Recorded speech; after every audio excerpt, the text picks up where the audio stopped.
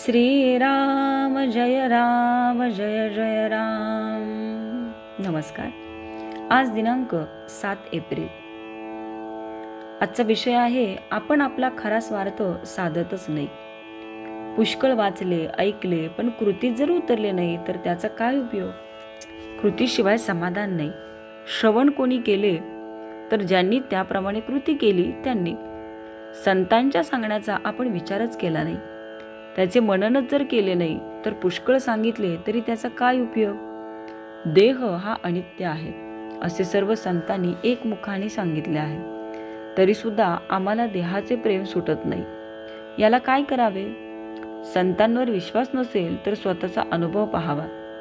देहापासून सर्व सुख आहे असे आपण विचाराने ठरवले, पण खरोखर अनुभव काय येतो ते पाहावे। आपण पाहतो ना की लहानापासून मोठ्यापर्यंत आणि रावापासून रंकापर्यंत मनुष्याची सारखी धडपड चालू असते, आणि ती म्हणजे समाधानासाठी।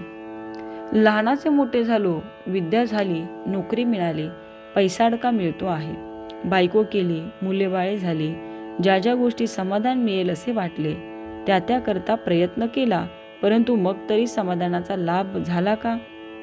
देहाच्या प्रेमाशिवाय प्रापंचिक गोष्टी चालणार नाहीत हे खरे, पण म्हणून देहाच्या सुखाकरता जन्मभर आटापिटा करायचा हे योग्य नव्हे। आपण आपला खरा स्वार्थ साधतच नाही। या देहाचे कौतुक करीत असताना दुसऱ्याची घरभरणी चालली आहे, त्याचा फायदा आपल्याला काहीच होत नाही। देह गेला की सगळे गेले। कृतीशिवाय जे बोलतात त्यांचा नाश होतो। बोलावे असे वाटते तोपर्यंत बोलणे थांबविणे जरूर आहे।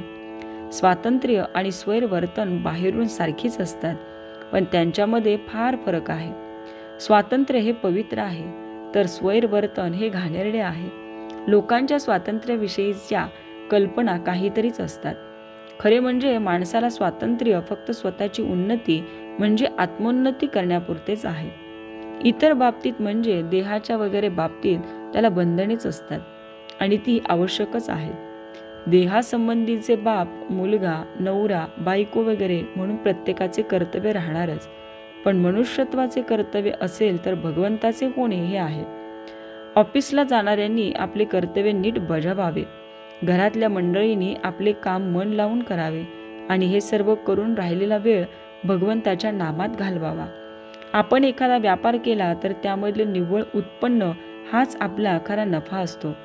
त्याचप्रमाणे प्रपंचातला नफा म्हणजे भगवंताकडे आपले लक्ष किती लागले हा होय। तात्पर्य, जेथे कर्तव्याची जागृती आणि भगवंताची स्मृती आहे तेथेच समाधानाची प्राप्ती होते। श्रीराम जय राम जय जय राम।